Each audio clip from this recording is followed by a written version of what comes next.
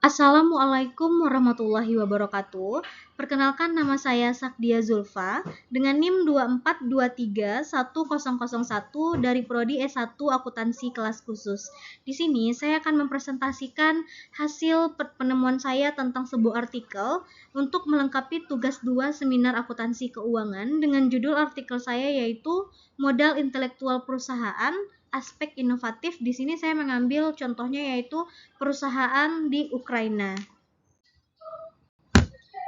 Adapun materi yang akan saya bahas pada presentasi kali ini yaitu yang pertama, pendahuluan, yang kedua, definisi dan struktur modal intelektual, yang ketiga, pembahasan, dan yang terakhir itu kesimpulan. Yang pertama, saya akan menjelaskan tentang pendahuluan dari artikel ini. Pada tahap perkembangan ekonomi saat ini, keberhasilan sebuah perusahaan bergantung pada tingkat kapasitas intelektualnya, yang ditentukan oleh penggunaan modal intelektual yang efisien sebagai salah satu sumber utama perusahaan modern. Selain itu, pengembangan dan asupan modal intelektual terkait erat dengan arus informasi dalam proses pertukaran informasi di antara berbagai elemen, sistem manajemen bisnis, serta interaksi perusahaan dengan lingkungannya. Modal intelektual adalah kompleks komponen non-material yang mempromosikan ruang lingkup inovasi kegiatan perusahaan. Kemampuan untuk memberikan inovasi adalah salah satu kompetensi inti dari kegiatan perusahaan yang sukses. Ada sejumlah besar penelitian yang menunjukkan bahwa inovasi memberikan pengaruh yang sangat positif pada produktivitas sebuah perusahaan. Selanjutnya yang akan saya bahas adalah landasan teori dari artikel yang akan saya presentasikan ini.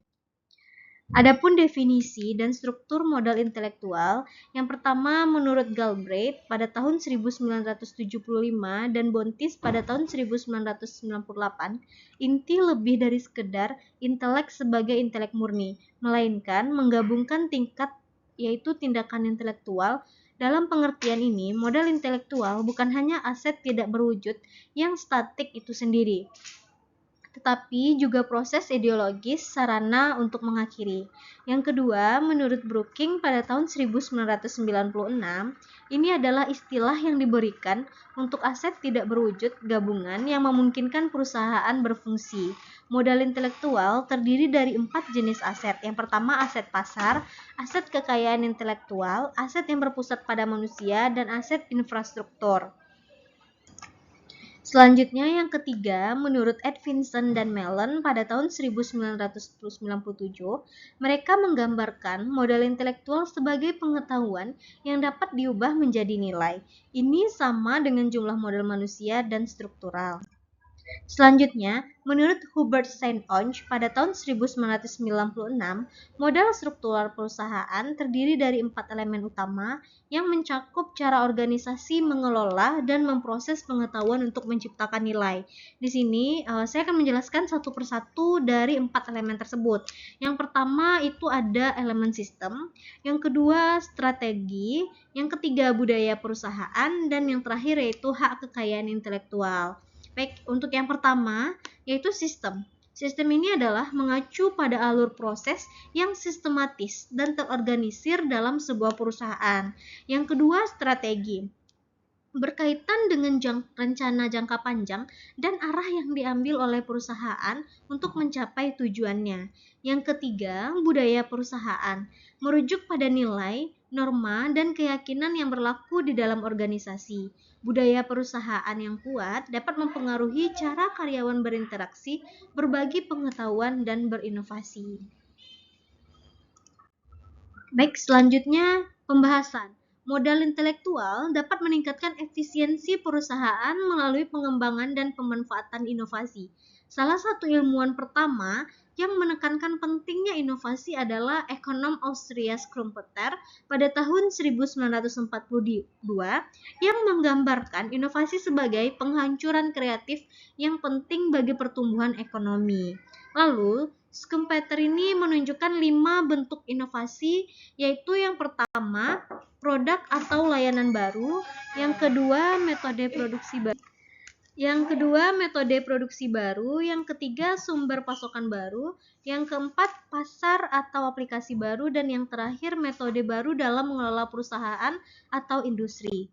Baik, di sini saya memilih salah satunya yaitu perusahaan yang ada di Ukraina. Di Ukraina, kegiatan inovasi mencakup penelitian dan pengembangan yang tidak terkait langsung dengan persiapan inovasi tertentu.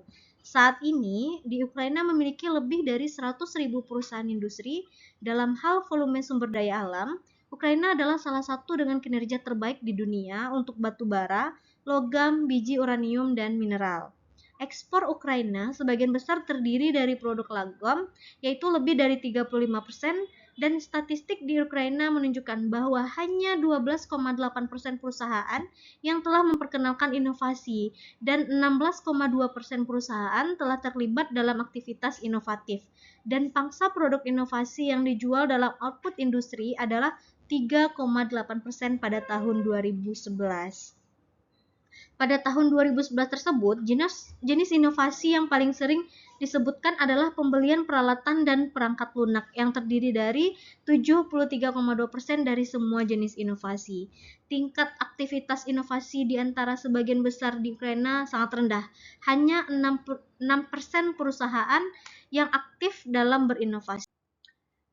Baik, saya lanjutkan. Adapun faktor terpenting yang membatasi aktivitas inovasi perusahaan di Ukraina adalah yang pertama yaitu dari faktor harga, yang kedua faktor informasi, yang ketiga faktor pasar, dan yang keempat alasan kurangnya inovasi.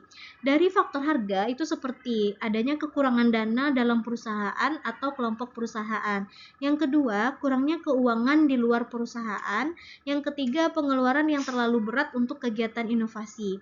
Yang kedua, dari faktor informasi seperti kurangnya staf terampil, yang kedua kurangnya informasi tentang teknologi, yang ketiga kurangnya informasi tentang pasar, dan yang terakhir kesulitan dalam menemukan mitra kegiatan inovasi. Yang ketiga, dari faktor pasar itu ada beberapa pemicunya. Yang pertama, adanya perusahaan tertentu yang mendominasi pasar. Yang kedua, sedikitnya permintaan untuk produk-produk yang inovatif. Alasan kurangnya inovasi, yang pertama itu tidak perlu keterkaitan dengan kegiatan inovasi sebelumnya di perusahaan tersebut. Yang kedua, tidak perlu karena permintaan uncertain akan inovasi atau kemampuan. Selanjutnya, adapun sumber pembiayaan untuk kegiatan inovasi di Ukraina. Pembiayaan kegiatan inovasi memainkan peran penting dalam semua perekonomian yang dinamis. Undang-undang Ukraina mempertimbangkan jenis-jenis dukungan pembiayaan untuk kegiatan inovasi berikut. Yang pertama, layanan pinjaman bebas bunga penuh atau sebagian dengan menggunakan dana anggaran pemerintah dan pemerintah daerah. Yang kedua, kompensasi bunga penuh atau sebagian dengan menggunakan dana anggaran pemerintah pusat dan pemerintah daerah. Yang ketiga, yang dibayarkan kepada bank umum dan lembaga keuangan lainnya oleh entitas kegiatan inovasi untuk menyediakan pembiayaan kredit bagi proyek-proyek inovatif. Selanjutnya, adanya pemberian jaminan negara kepada bank umum yang menyediakan pembiayaan kredit untuk proyek-proyek inovasi prioritas utama, asuransi properti untuk pelaksanaan proyek inovatif. Selanjutnya, kesimpulan yang dapat saya ambil dari artikel yang sudah saya presentasikan. Baik, saya lanjutkan. Adapun kesimpulan yang dapat saya ambil dari artikel yang sudah saya presentasikan kali ini adalah, dengan demikian, modal intelektual merupakan faktor kunci dalam daya saing perusahaan dalam ekonomi yang kaya akan informasi. Manajemen perusahaan Ukraina harus menerapkan konsep reorientasi manajemen perusahaan, mengingat meningkatnya permintaan akan pembentukan, pengelolaan, dan pengembangan modal intelektual untuk mencapai hasil yang baik di berbagai tingkat kegiatan ekonomi. Inovasi itu sendiri harus memainkan peran kunci dalam memastikan daya saing suatu perusahaan, baik di pasar domestik maupun di pasar global. Aktivitas perusahaan Ukraina ditandai dengan rendahnya tingkat inovasi, rendahnya volume produk inovatif yang direalisasikan, dan rendahnya pendanaan untuk kegiatan inovasi itu. Selanjutnya, adapun faktor-faktor utama yang menghambat aktivitas inovasi perusahaan Ukraina adalah yang pertama itu kurangnya pendanaan yang diperlukan, lalu tingkat kredit yang terlalu tinggi di bank yang ada di Ukraina, yang ketiga pengeluaran yang cukup besar untuk pengembangan dan pengenalan inovasi, lalu ada ketidaksempurnaan kerangka kerja hukum, serta masalah yang berkaitan dengan pembelian bahan baku.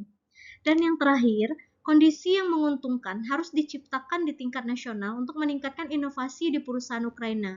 Di Ukraina, komponen utama manajemen inovasi pemerintah harus menerapkan beberapa hal. Yang pertama, yaitu pengembangan budaya yang inovatif dan infrastruktur yang inovatif. Yang kedua, pemberian jaminan negara terkait proyek yang memungkinkan pengenalan prosedur operasional baru dan eko-inovasi. Yang ketiga, yaitu pengembangan kegiatan inovasi usaha kecil dan menengah di daerah maupun di pusat. Dan yang terakhir yaitu pemberian berbagai keistimewaan kepada peneliti seperti pengurangan pajak, stimulasi personel, dan penyediaan material penelitian.